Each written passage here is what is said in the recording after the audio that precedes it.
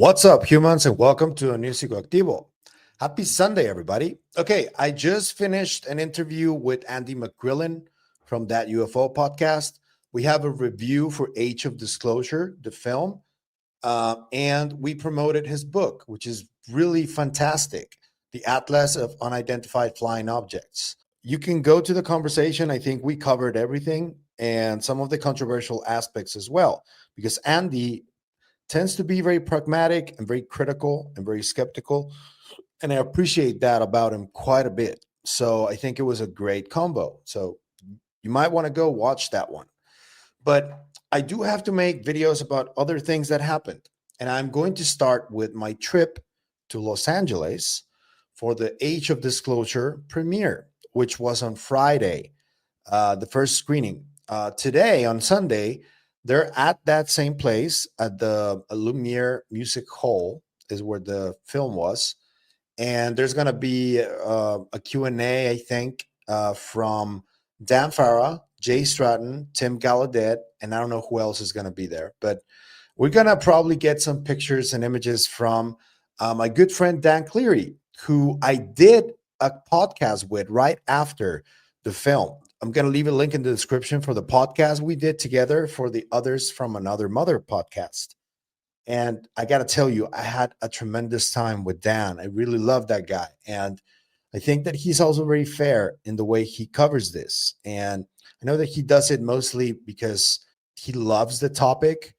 And he already has a really cool job as a roadie for many of the biggest bands in the world. He just finished a tour with Guns N' Roses, pretty hardcore. And he does it because he loves the topic. So I love talking to people who have a passion for this topic, as it should be, I think.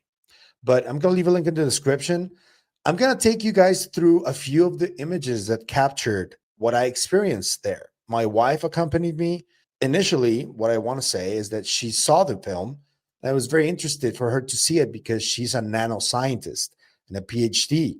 And I was interested to hear her, to watch her experience other scientists like Dr. Gary Nolan, Dr. Hal Puthoff, and Dr. Eric Davis in the movie. And after the film, she told me that she was pretty surprised with a lot of the explanations that we got from these scientists. She was also kind of angry that it was very testosterone filled, the topic in general. And that is consistent. It's always been this way. So, but yeah, she essentially got a better taste of what the situation is. I didn't tell her much really because she was doing her PhD. She was really busy, really stressed out.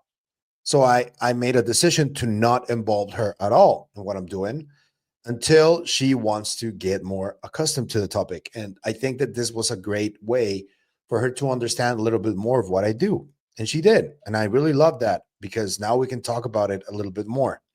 So that was one. She accompanied me. I think I'm going to take her everywhere I go if she wants, because I just love that we are like together in this and getting to know new people. And this past Friday really humbled me in the sense that I had no idea the level of vibe that the work that I do is getting on people. And I was a little bit afraid for that imposter syndrome that we all have, that it wasn't really that big of a deal, right? But to my surprise, and this was really humbling and something that definitely will need a little getting used to, is that as soon as we arrived at the premiere, there were a lot of people very nice that said really complimentary things about the work that I do. And I just want to say thank you. Oh, and I want to give a little shout out to a number of them because they were really, that was for me, was one of the highlights of the whole trip. Because one of the reasons why I'm doing this also is to try and create a sense of community, not just amongst the podcasting community and other creators, but also with the people that watch our content. And to my surprise, it was a really rewarding experience and something that I gave me a better understanding of how much of an impact the work I'm doing is having on people. And it just motivates me to just keep going. But yeah, at a certain point, I was a little bit overstimulated after the film. I do want to apologize to anybody who maybe felt like I was maybe felt standoffish or something. It wasn't intentional. That was the very first time anybody's ever asked me for a picture. So it was a pretty weird moment for me. But I hope I didn't do too terribly. I hope I was polite to everyone. If I wasn't, I do apologize. But the first major shout out I want to give is for my friend Jason Patsalis, who gave me this little Yoda figure and talked to me about his experiences at the Joshua Tree. He invited me there to watch orbs, and he was really complimentary about the way I combine different topics like UFOs, consciousness, psychedelics, all of that. And I felt really humbled by a lot of the stories he told me. And he brought his sister with him too, and we took a picture. His sister's name is Abby, and here they are. This was really nice. So I want to thank Jason for this, and hopefully I can make it to the Joshua Tree at a certain point. Here's another picture when he was talking to me and telling me about his experiences. It was really nice. Another couple of people who approached me before the film were Sam and Tami. And Tami did an interview with me, a small interview of just a few minutes to discuss stuff about some of the experiences that I've been through. And I told her about one experience in particular that I hadn't said before, I hadn't told before, the time when I had an experience with a shadow being. That's the best way I know how to describe it. I will talk about this eventually, but I'm gonna let Tami have it on her show because she has a podcast called Some Witch Podcast. I'm gonna let Tami publish that, and then when it's out, I'm gonna talk about it. But for the first time, you're gonna hear it on her podcast, and I'm gonna leave it in the description so you guys can check it out. Shout out to both Tami and Sam. Sam also gave me a challenge coin that is really cool, but it's in the car. I'm gonna get it for a later event. I'm gonna do an episode showing off some of the challenge coins to people, which is a new concept to me. Dan Cleary from Others from Another Mother, he's the first one who told me about these challenge coins, and I'm really excited to explore more on the topic of challenge coins. They're really interesting. So that was another one. And after the premiere, I want to show this picture because I think it's really cool. This is us, the people that arranged for to be at the premiere together. From right to left, we got Ash Dugum, who is from San Diego. He's a lawyer. We've become good friends since I started the podcast. He's been one of the most consistent people and supporters of the podcast. And I just want to thank him for everything he does. He actually had 2 tickets on him, and he gave his ticket to a really old Navy guy who was really nice. And I also got to say hi to him. And to my surprise, he also saw the show. That was really humbling too. We have next to Ash, we had Edwin, and then we have my good friend James Landrith. And I have a story to tell about James. Then we have Dan Cleary right next to James. And then we have Jack, or Missileman, as you guys know him on X. He already showed his face at different times, so I have no issue showing his face. This is us taking a picture for the Age of Disclosure premiere on last Friday. Another person that was there was Danny Sheehan.